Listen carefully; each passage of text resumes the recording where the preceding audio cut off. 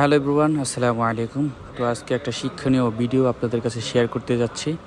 সেটা হলো, আমরা যখন কোনো হাদিস বা কোনো উক্তি দেখি বা কোরআনের আয়াত দেখি, তো সেটার রেফারেন্স আমরা খুঁজতে চাই, কিন্তু আমরা সহজেই সেটা খুঁজে বের করতে পারি না এবং দ্বিধাদ্বন্দ্বে পড়ি। তো এই ক্ষেত্রে আমি একটি ভিডিও আপনাদের কাছে শেয়ার করতে যাচ্ছি।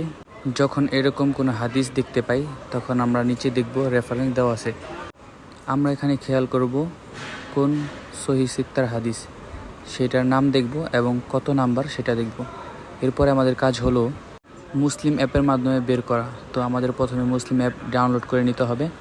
এরপর আমরা মুসলিম অ্যাপের মধ্যে প্রবেশ করব। তারপরে দেখেন এখানে হাদিস লেখাতে ক্লিক করব। তারপরে উপরে দেখেন হাদিস সার্চ দেওয়ার একটা অপশন আছে, তো এখানে আমরা যাব।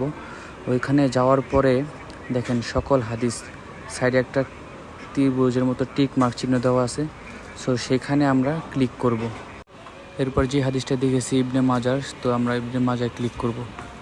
এরপর যেটা করতে হবে, নিচে দেখুন হাদিস নম্বর লেখা আছে, সেখানে আমরা ক্লিক করব। আমরা কত নম্বর হাদিস দেখেছি সেটা এখানে উঠিয়ে দিব। আমরা দেখেছি 4248 নম্বর হাদিস।